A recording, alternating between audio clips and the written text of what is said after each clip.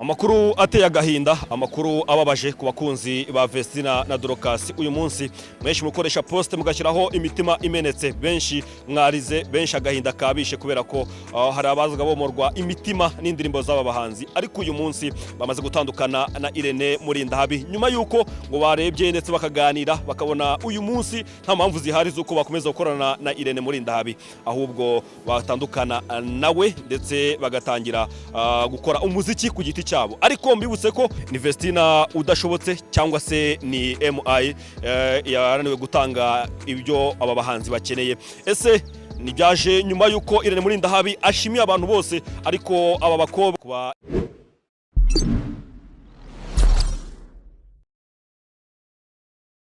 Ikaze kandi abifuriza kumererwa neza mudukurikiye mu bice bitandukanye, mudukurikiye muri mu Rwanda, mudukurikiye muri hanze y'u Rwanda.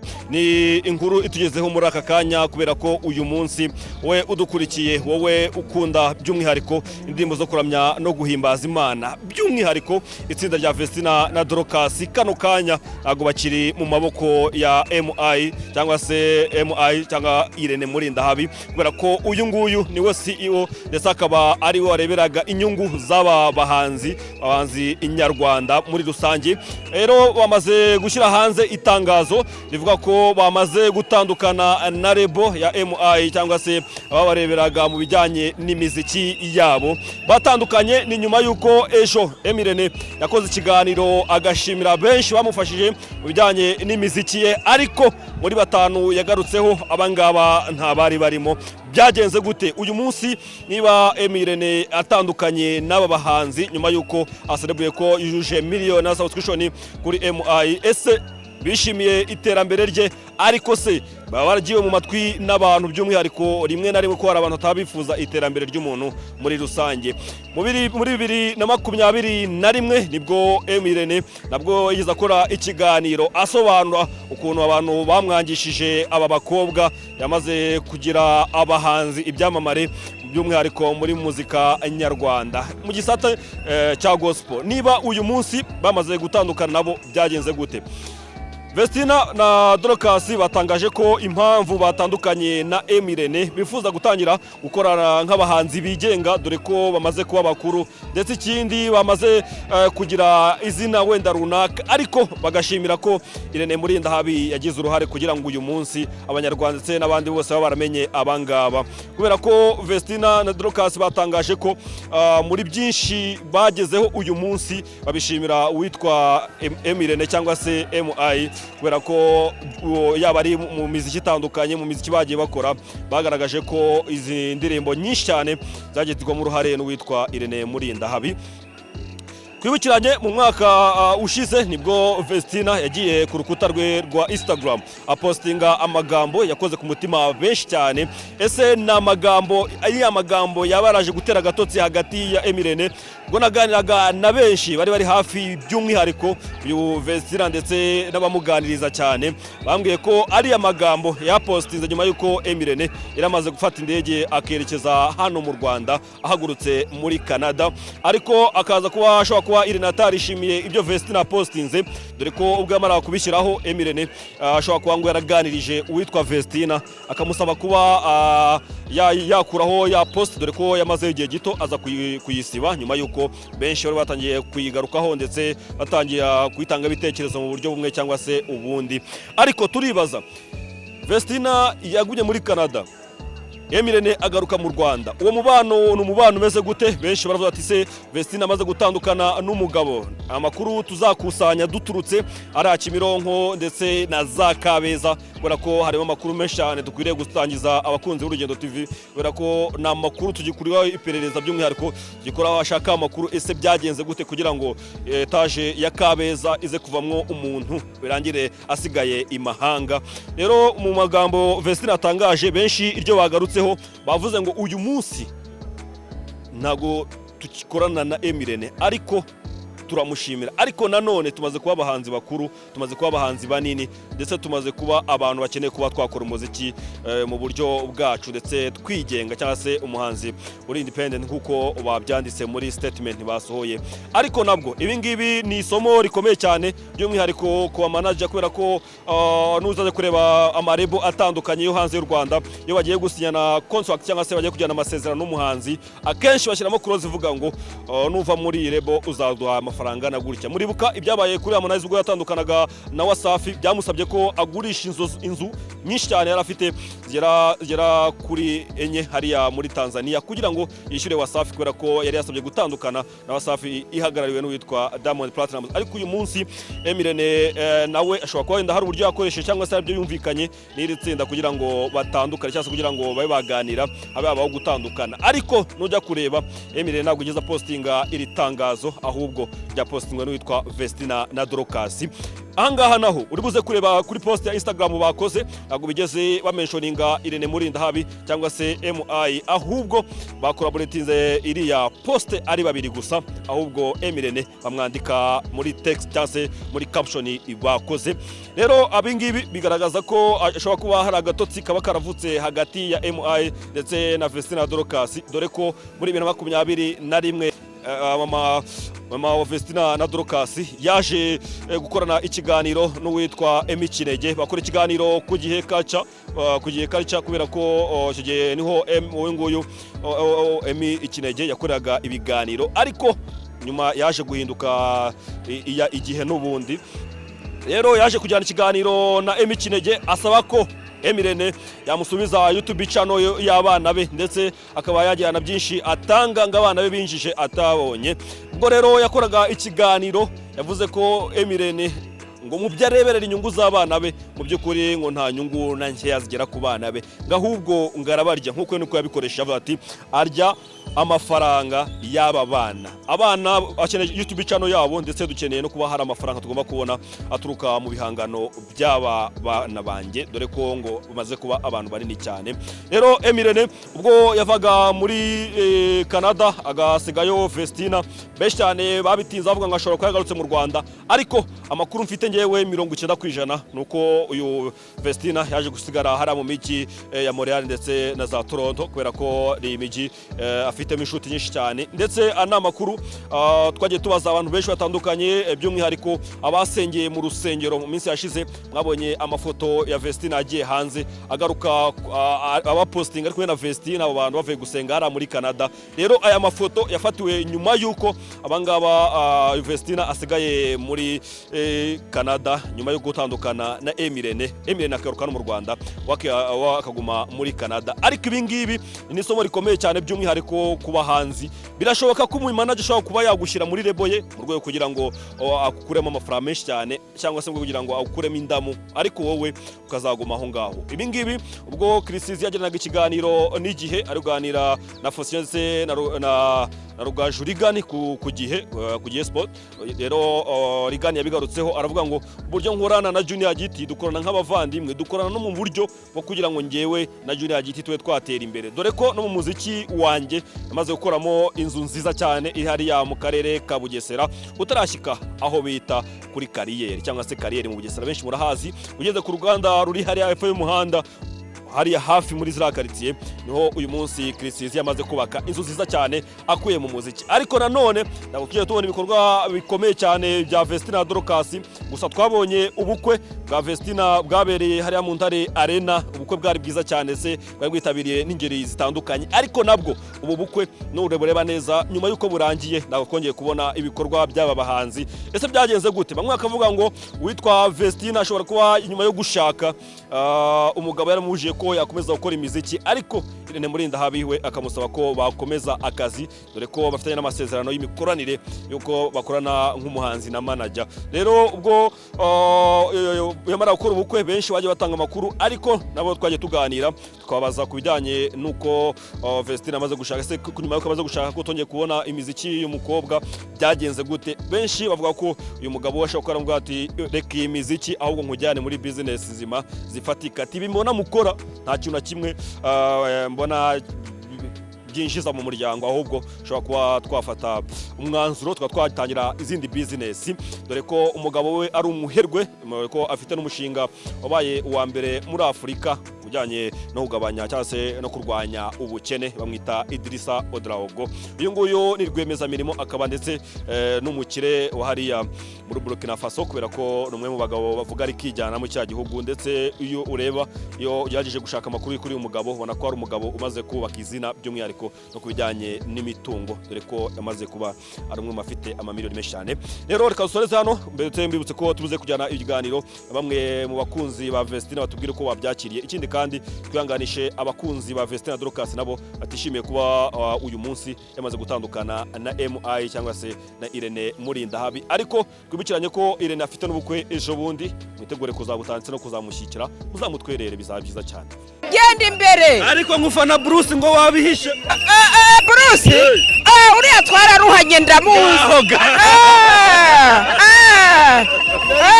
Wewe waje hano gute? Naje hano kubera gukurikira The Ben. Kandi ngufana ngo warakuranye na Bruce. Ndi umufana.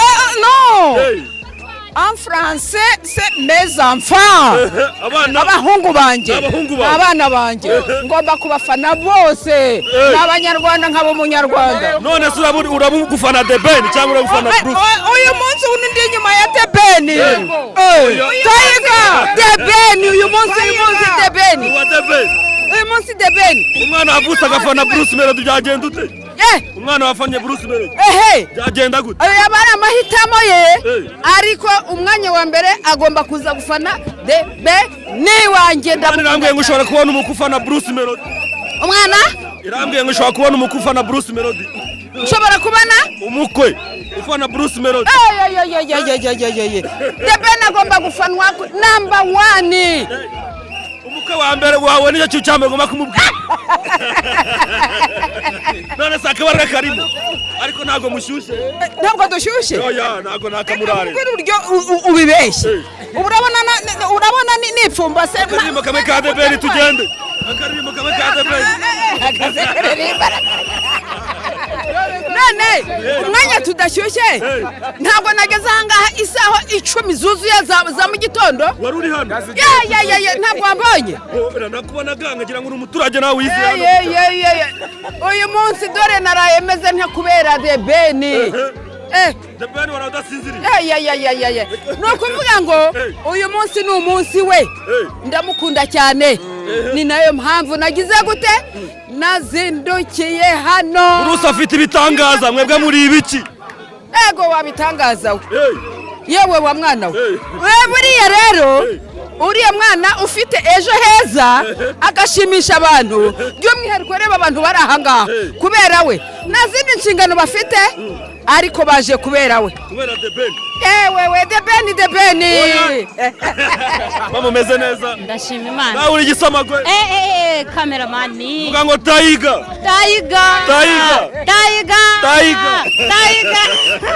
Wageze hano sangahe? Nahageze saa 10 n'igice z'ijoro urumva ko ntagomba kuryama. Wabyo umugabo mu nzu Mbonye se. Amarangamutima yanjye niyabizi. Inzozi zanjye niyo ibera. Ibindi turakomereza hariya. Ubu wasize umuryango mu rugo. Abana bambyukije kare. Saa 10. None si hano ari ijambo ryanditse ngo one of kind. Uduca risobanura.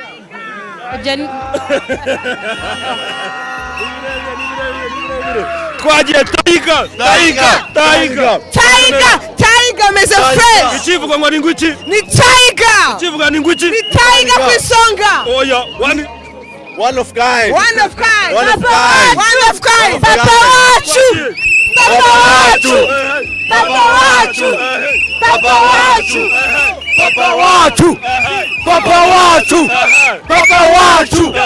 Taiga!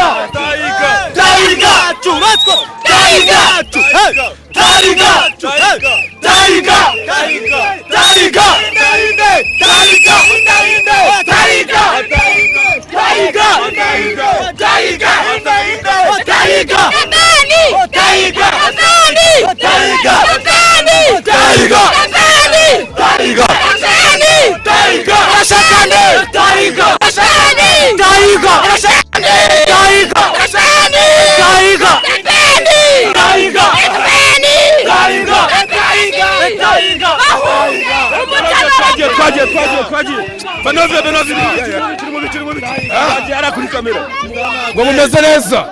Melody we urashaka iki wakwitonze ukaramba we k'amafaranga yabuze musubiramo wakwitonze ukaramba we yaji hano warayihabwa cyangwa urayihabwa mu bafana. ni ukuvuga ngo muri uyu munsi ntabwo nje gusabiriza nje gushyigikira icyitwa umuziki nyarwanda kuko uyu bwatsi ntabwo wabibonye se ariko ngo bari bayanze ngo yaririmo kandi oya ni ukuvuga ngo iriya nkoko impamvu wenda nabashije kutanyijyana kuri stage ntabwo twe twari twateguye yari ateguye kwa Melody nibyo ariko ngo imusanze ngo hari abafana ba Bruce ngo miliyoni. oya none se abafana ba Bruce Melody indirimbo za The Ben zamutanze kugera imusanze ko nabonye Bruce atangaza nijoro atabafana banjye baharaye baraye bataryamye.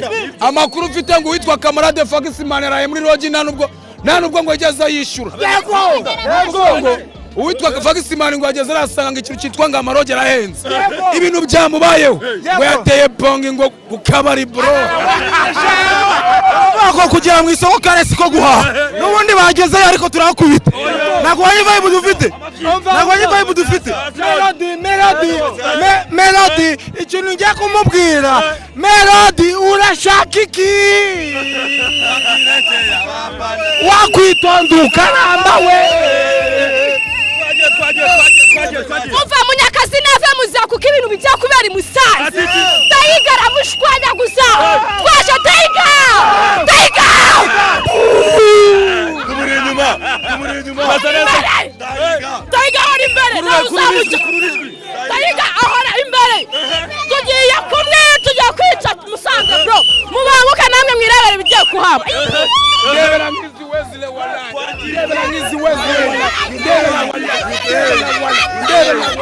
yewe data abafana ba Beni abafana ba The Ben n'aba bro ufashe ku ishanga ni ukuvuga ngo ishanga se nyine ubusese uri kuribona ishanga se nyine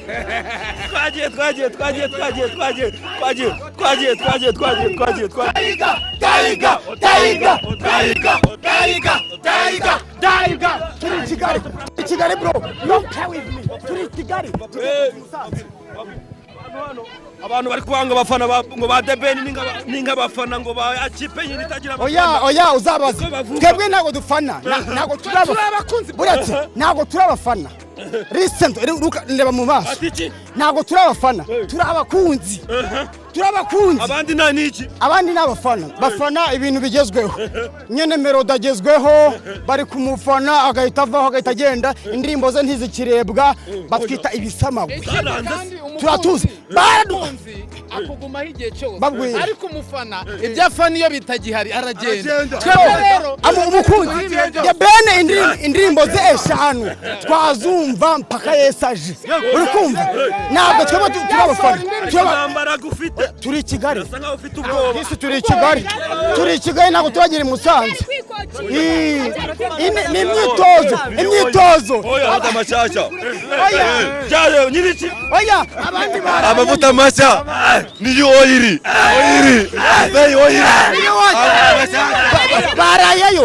baraye Musanze umva abantu baraye Musanze mutegereze twikwishisha turaza yo disi nibwo tukiza ibazo tugere Musanze yo disi oya tuza turaza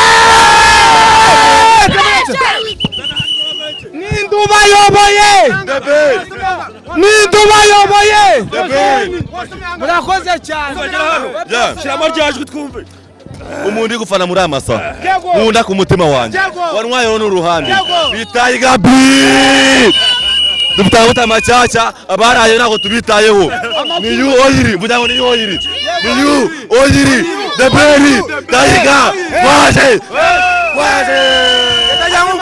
ndayamubwira ngo twebwe turi content creator abantu benshi hano bari n'aba content creator twemeye kwiyafisha kugira ibintu bya content twabishyize ku ruhande kugira ngo tuzatugire dushyigikire Tayiga twe turi content creator ko ndi kumva ngo hari ukuntu byagenze ibiki byagenze ibiki wari abantu ngo bageze Musanze kare oya baca umugani mu kinyarwanda ngo kugira mu isoko kore siko guhaha sibyo abaswa barabanza noneho twebwe turi kwikokinga turagera i Musanze ngabibaze nitugerayo stade ubworoherane hasi stade ubworoherane turayishyira hasi stade ubworoherane mwereke ntabwo babizi ibintu tugiye gukora byo ni amateka tugiye gukora ibindi ahubwo bagiye gute batwitege babwira ngo ibintu byahereye Nyabugogo ibaze Musanze kuntu biba bimeze uyu munsi tubapfura inkoko turayipfura.